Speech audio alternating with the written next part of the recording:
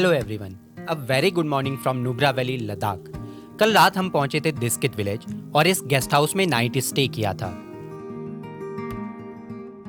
बहुत खूबसूरत सुबह है ये। दो तरफ ऊंचे ऊंचे पहाड़ और दो तरफ पूरी नुब्रा वैली का व्यू। गेस्ट हाउस के सामने छोटा सा फार्म लैंड जिसमें जरूरत के अन्न और ताजी सब्जियां लगी हुई हैं और इनके किनारों पर सेब, एप्रिकॉट, लेबेरी जैसे फलदार पेड़ भी लगे हुए हैं। इतने मुश्किल टेरेन में भी जीवन को कितना स्वस्थ, सरल और सुंदर बना लिया है यहाँ के लोगों ने।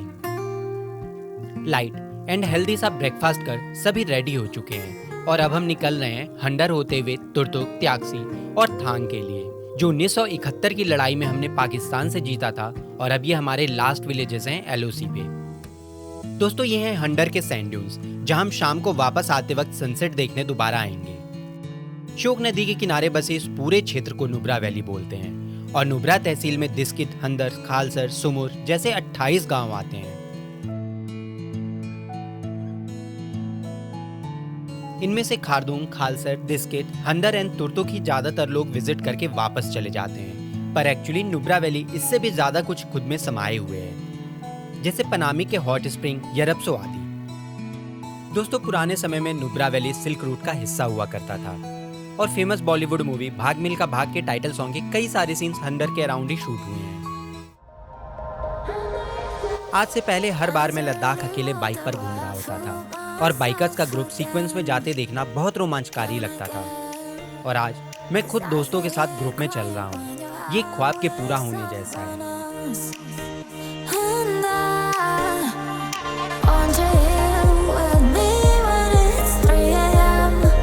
कितना अद्भुत नजारा है ना।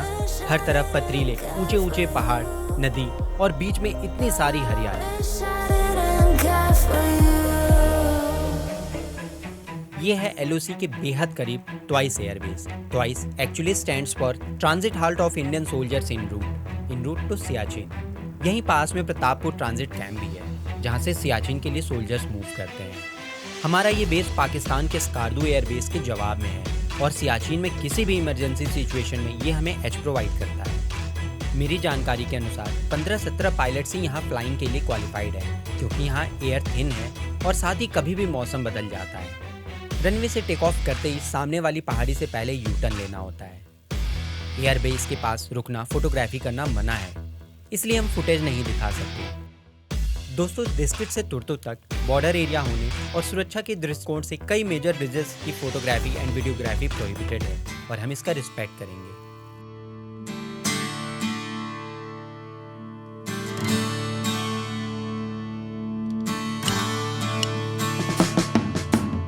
ये इस रूट का मेरा सबसे पसंदीदा स्पॉट है। ठंडी हवा के साथ नीले पानी को बहते देखना बहुत सुकून देता है।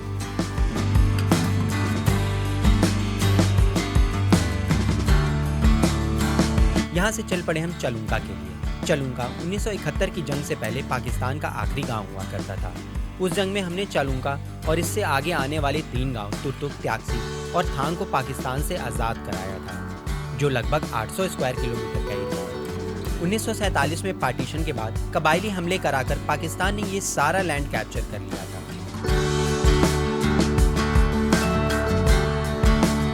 दोस्तों, श्योक नदी को क्रॉस कर अब हम नदी के राइट बैंक के साथ चलने लगे हैं और थोड़ी दूर चलने पर रोड के साथ ही आर्मी एरिया मिल जाएगा, जहां आम लोगों के लिए आर्मी एक कैंटीन ऑपरेट करती है। हमने भी यहां रुककर चाय, समोसे, जलेबी खाई और कुछ पिक्स क्लिक किए।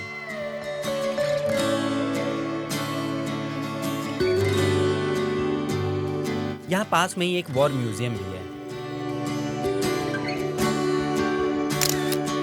यह है चलुंका, जहां आर्मी बंकर्स और आर्टिलरी आपको रोड साइड ही दिख जाएंगे। चलुंका से थोड़ा आगे बढ़े ही थे कि इस सफेद पानी ने फिर से रुकने पर मजबूर कर दिया। वैसे इस रीजन में पानी सिर्फ सफेद ही नहीं बल्कि कई रंगों में देखने को मिल जाएगा।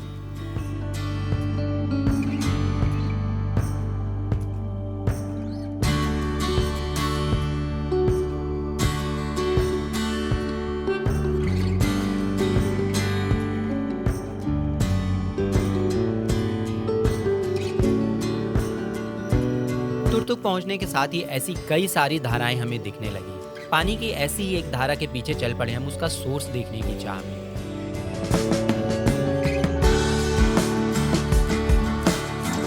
और सच में रास्ता बेहद खूबसूरत नज़ारों से भरा हुआ है।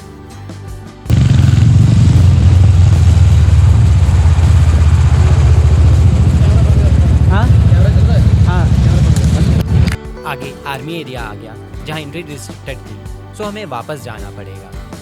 तुर्तुक इंडिया के बाल्टिस्तानी विलेजेस में सबसे बड़ा है और 2010 में ही इसे टूरिस्ट के लिए ओपन किया गया है। यहाँ बाल्टिस्तानी जो सूफी परंपरा में विश्वास रखते हैं के साथ तिब्बतियन पॉपुलेशन भी है।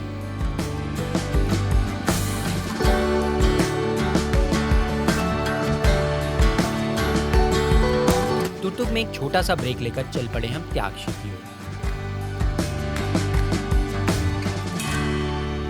दोस्तों, यह है त्यागशी विलेज की एंट्रेंस गेट। इस विलेज को सितंबर 2016 में ही इंडियन टूरिस्ट के लिए ओपन किया गया है।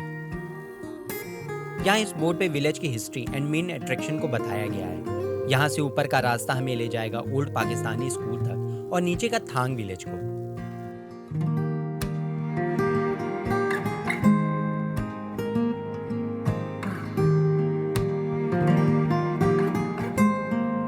वैसे आज हमें क्या क्या दिखाने ले चल रहे हो?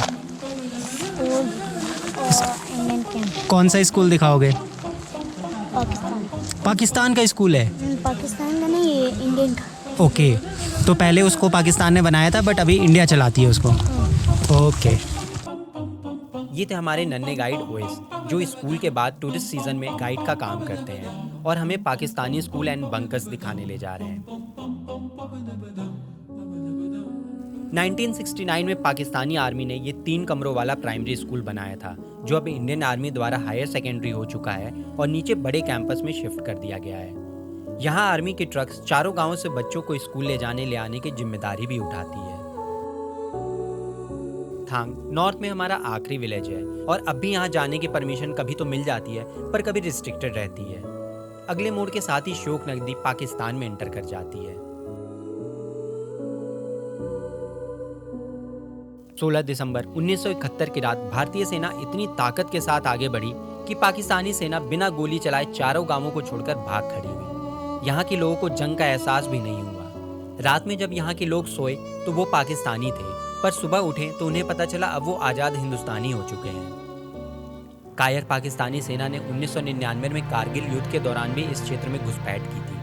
पाकिस्तानी आर्टिलरी के कई गोले इन गाँवों के आसपास गिरे थे। इस युद्ध में कई भारतीय सैनिक सर्वोच्च बलिदान देते हुए वीरगति को प्राप्त हुए थे। कैप्टन हनीफ को मरणोपरांत वीर चक्र से सम्मानित किया गया और कैप्टन अनिरुद्ध और राइफलमैन किशन को अदम साहस के लिए सेना मेडल से सम्मानित किया गया। आज भी यहाँ सामने के पहाड़ पर आप इंडियन आर्मी के बंकर्स देख सकते हैं और चोटी पर पाकिस्तान के। कैसा लगेगा आपको जब आप किसी बोर्ड पर पढ़ेंगे, सावधान, आप दुश्मन के स्नाइपर की रेंज में हैं। वैसे आप सोच रहे होंगे 1971 से जब ये हिस्सा हमारे पास है तो इसे 2016 तक रिस्ट्रिक्टेड क्यों रखा गया? तो 1999 के कारगिल वॉर के दौरान इंडियन आर्मी और लोकल पुलिस को सूचना मिली थी कि तुर्तुक सेक्टर में कुछ लोकल्स पाकिस्तानी घुसपैठियों को सपोर्ट कर रहे हैं। फिर यहाँ door to door search operation चलाया गया जिसमें हथियारों का जखीरा मिला। इन गाँवों के 24 लोगों को गिरफ्तार किया गया। फिर सेना ने तुर्तुक सेक्टर के लोगों का दिल जीतने के लिए ऑपरेशन सद्भावना चलाया जिसमें 24 गिरफ्तार लोगों को माफी दी गई। एजुकेशन, जॉब्स, डेवलपमेंट, फूड आदि के क्षेत्र में सेना ने जबरदस्त काम किया और फिर दौर शुरू हुआ विश्वास का। इस क्षेत्र के लोगों का सेना पर, भारत पर और एक बुनियाद पड़ी बेहतर भविष्य की। उसके बाद इन विलेजेस को टूरिज्म के लिए खोल दिया गया। तो है ना रोमांचक तुर्तुक सेक्टर को देखना। अगर मेरी रिसर्च अच्छी लगी हो तो चैनल को लाइक और सब्सक्राइब जरूर करना। दोस्तों, इस विलेज में फलों को तोड़कर खाने पर कोई रोक नहीं है और पूरे गांव में इन कैनल्स के जाल से ग्लेशियर से पिघलकर आए हुए पानी की सप्लाई की जाती है जिसे गंदा करने पर फाइन भी लगता है। ये पानी पीने योग्य तो नहीं है पर घर में और खेतों में सिंचाई के काम आता है। अपने दिल में सेना के प्रति ढेर सारा सम्मान लेकर चल पड़े हम त्यागशी से नुब्रा की ओर। जब से मैं तुर्तुक से चला हूँ वहाँ की कई कहानियाँ मेरे दिमाग में चल रही हैं। उनमें से एक कहानी आपको भी सुनाता हूँ।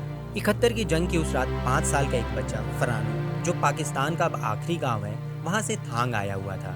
जब वह सुबह उठा तो उसे पता चला बॉर्डर बदल चुका है। उसके माँ बाप और 5 भाई 300 मीटर दूर पाकिस्तान में रह गए हैं। इंडियन आर्मी ने उसे पाला और 43 साल बाद वो थांग से ले वहाँ से दिल्ली फिर वाघा बॉर्डर के रास्ते इस्लामाबाद। वहाँ कई महीने गुजारने के बाद उन्हें स्पेशल परमिशन मिला स्कार्दू जाके अपनी फैमिली से मिलने का। कैसी विडम्बना है ना। अपने जिन पेरेंट्स को वो दूरबीन से देख सकते थे, उनसे मिलने के लिए उन्हें 43 साल 43 ईयर्स इंतज़ार करना पड़ा और 3000 किलोमीटर की यात्रा करनी पड़ी। ये कहानी है मोहम्मद अली की।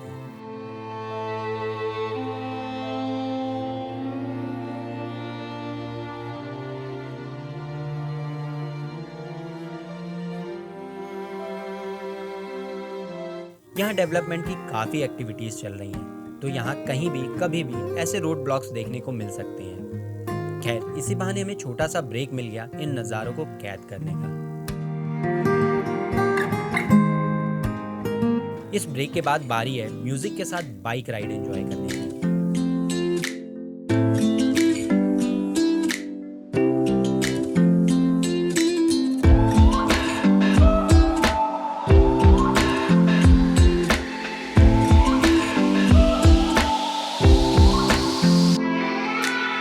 लद्दाख के सनराइज एंड सनसेट की इतनी तारीफ क्यों होती है, आज इन रास्तों पर चलकर पता चल गया।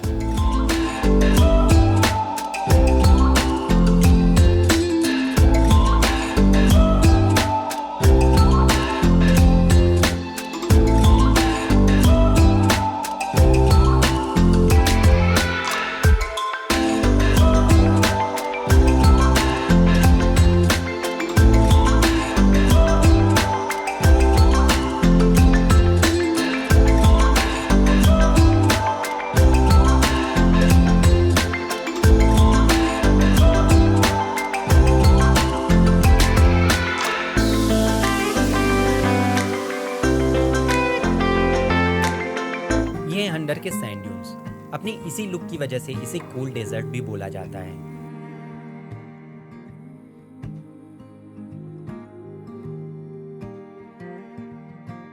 सही समय पे पहुंच गए हम यहाँ। सनसेट के ये अद्भुत नज़ारे कभी ना भूल पाने वाला अनुभव है।